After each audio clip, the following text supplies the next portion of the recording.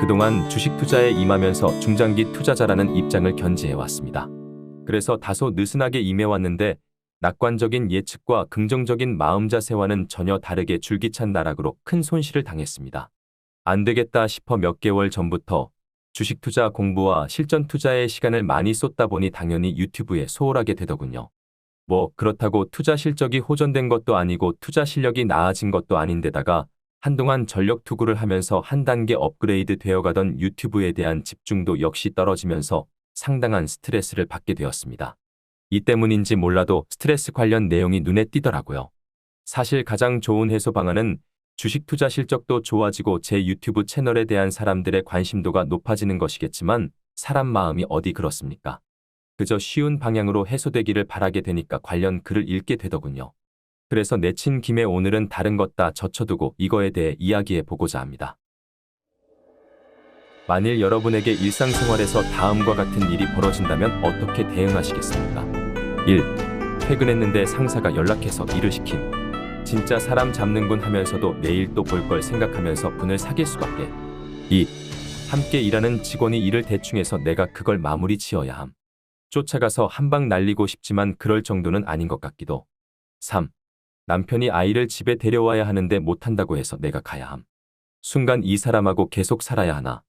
라는 생각이 스치다 사라짐. 생각만 해도 짜증이 나는 상황 아닌가요? 하지만 우리의 삶에서 아주 빈번하게 일어나는 일입니다. 그래서 씩씩거리다가도 보통은 이렇게 생각하고 맙니다. 뭐 이런 게 인생이지. 이런 식으로 우리는 매일매일의 스트레스를 버티면서 살아가고 있습니다. 오늘만 어떻게든 버텨보자. 이번 주만 어떻게 버텨보자라고 하면서 말이죠. 그런데 이런 것들을 뭐라고 하는지 아시나요? 바로 마이크로 스트레스라고 칭하는 겁니다. 마이크로소프트가 아닙니다. 그럼 마이크로 스트레스란 무엇일까요?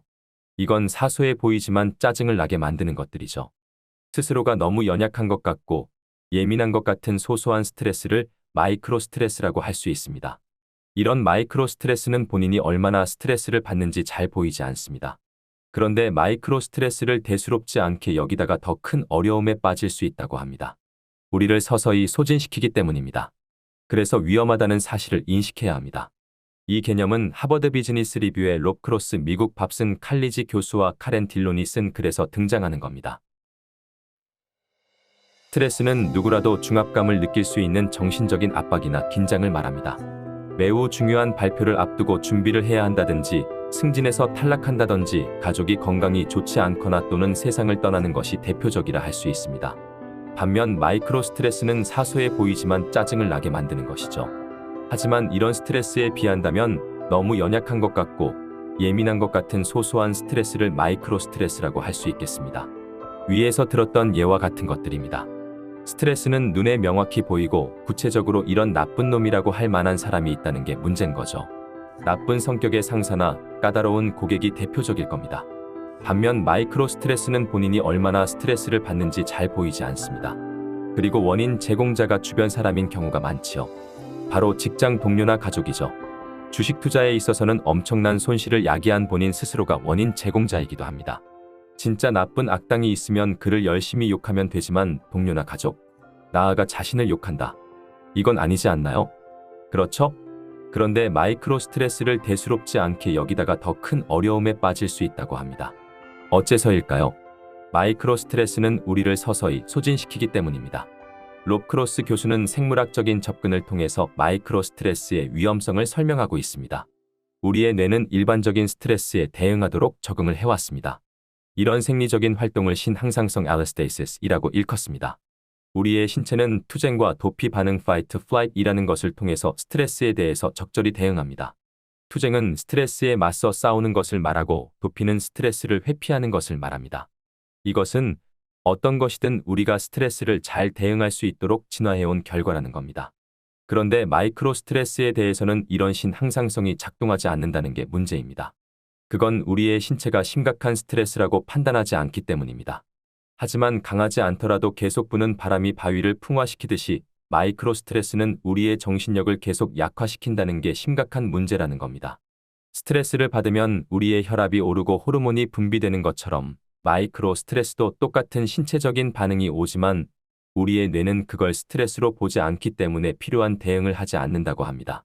이런 이유로 마이크로 스트레스는 해소되지 않고 계속 쌓여갑니다. 이 부분이 아주 중요한 이야기입니다. 노스이스턴대 심리학과의 리사 펠드먼 바렛 교수는 신체 예산 바디 버젯이라는 개념으로 유명한데요. 이건 우리의 뇌가 회계에서 하는 것처럼 정해진 예산 안에서 우리의 신체를 관리한다는 뜻이죠. 정해진 예산이 있기 때문에 마이크로 스트레스를 해소하는 데 너무 많은 예산을 써버리게 되면 정작 필요한 다른 곳에서는 그 예산을 쓰지 못하게 되기 때문에 문제가 발생한다는 거죠. 즉 어떤 형태로든 마이크로 스트레스는 우리의 신체 예산을 계속 소진함으로써 우리가 해소해야 할 스트레스에 대해서는 정작 제대로 대응을 하지 못하게 만듭니다. 우리도 모르는 사이에 말이죠. 그러면 마이크로 스트레스는 어떤 것일까요? 롭크로스 교수가 분류해 놓은 마이크로 스트레스의 유형은 다음과 같습니다. 첫째는 당신의 실행 능력을 갉아먹는 마이크로 스트레스입니다. 어떤 사람에 대한 신뢰가 불확실해질 때, 중요한 위치에 있는 사람이 예측할 수 없는 행동을 할 때, 다양하면서도 많은 일을 협업으로 해야 할 때, 투자 종목의 주가가 예상외로 급락하면서 간헐적으로 소폭 반등 시도를 보일 때, 둘째는 당신의 감정을 흔들어 놓는 마이크로 스트레스입니다.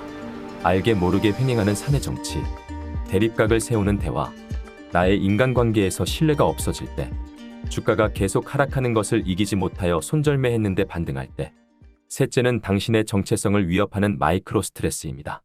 내 가치관과 다른 목표를 이뤄야 하는 압박, 나의 믿음이나 가치에 대한 공격, 나의 인간관계를 파괴하는 행위, 자신이 과연 투자자인지 투기꾼인지에 대한 정확한 인식 구분이 안 될 때, 한데 이와 같은 상황은 마이크로 스트레스가 아니라 숨이 턱턱 막히는 큰 스트레스와 같아 보이지 않나요?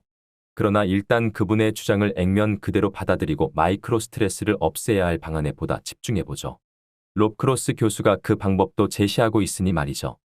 그가 주장하는 바는 다음과 같습니다. 하나, 마이크로 스트레스를 없애는 실질적인 행동을 취해보는 겁니다. 아주 간단한 것인데요. 마이크로 스트레스를 제공하는 사람에게 너라고 말하는 겁니다. 인간관계가 문제라면 마이크로 스트레스를 제공하는 사람과 인간관계를 끊는 거죠. 주식이 손실이 날 때 일정 수준에서 칼같이 손절매를 해내는 결단도 방법입니다. 켄 피셔와 같은 유명한 투자자는 손절매는 성공 투자에 도움이 되지 않는다고 조언하고 있지만 국내 시장과 미국 시장과의 메울 수 없는 특성의 갭을 감안한다면 국내 시장에서는 적절한 손절매가 답일 수 있습니다. 둘, 남에게 마이크로 스트레스를 주지 않는 겁니다. 마이크로 스트레스를 타인에게 덜 주면 자신에게 덜 돌아온다고 합니다. 롭 교수의 말을 빌면 부부 사이가 대표적이라고 합니다. 나도 모르게 다른 사람에게 마이크로 스트레스를 주고 있는 건 아닌지 살펴봐야 합니다. 바로 마이크로 스트레스의 부메랑 효과를 없애는 거죠. 셋, 최대한 빨리 이것을 떨쳐내는 겁니다. 보통 스트레스가 강해지는 이유는 우리가 아주 평면적인 관계, 예를 들어 가정, 직장이라는 두 가지의 평면적인 인간관계에 주로 함몰되어 있기 때문입니다. 그런데 롭 교수에 따르면 스트레스를 잘 이겨내는 사람들은 다양한 차원의 관계를 맺는 사람이라고 합니다. 이게 중요한 점이죠. 즉 가족이나 직장을 벗어난 곳에서도 우리에게 주어진 삶이 있다는 점을 상기하라는 겁니다. 주식 투자에 있어서도 성공 투자자들 뿐만 아니라 투자 실패자들의 경험담에서 자신의 방향에 대한 답을 찾아볼 수도 있을 겁니다. 우리의 생은 보다 나은 삶을 위한 처절한 투쟁과도 같습니다. 이것 때문에 우리가 원하든 원치 않던 스스로 스트레스를 쌓게 됩니다. 그게 메인이든 마이크로든 말이죠. 그런데 이것 때문에 자칫 잘못하면 우리 자체를 소진해버려 바로 눈앞에 목표를 두고도 결국 도달하지 못하는 참극이 벌어질 수도 있습니다. 가능하다면 스트레스를 해소해버리는 게 좋겠지만 치열한 삶에 몰두하다 보면 이게 말처럼 쉽지 않다는 게 문제입니다. 그래서 때론 절대 포기하지 말라는 말을 절대로 쓰지 말라고 한 어느 교수님의 조언처럼 스트레스 때문에 그것도 사소해 보이는 마이크로 스트레스로 인해 한계점에 도달했다고 느낄 땐 그 스트레스를 제공하는 원인을 포기함으로써 삶을 생기 있게 만들 필요가 있다고 생각합니다. 다만 주식 투자에 있어서는 스트레스를 제공하는 원인을 포기, 즉 투자를 하지 않는 게 아니라 그것을 없애기 위한 투자 능력 배양이 답이라 여겨집니다. 이상에서 우리가 항상 느끼며 살아가기 때문에 어쩌면 무관심하기 조차한 스트레스에 대해 알아보았습니다. 그게 우리의 고귀한 삶을 위협할 수도 있는 것이라는 점을 상기시키기 위해서입니다. 부족한 채널이지만 오늘도 여전히 참여해주신 모든 분께 감사드리며 언제나 최소한의 스트레스와 함께 최대한의 성취를 이룩하실 수 있기를 기원드립니다. 감사합니다.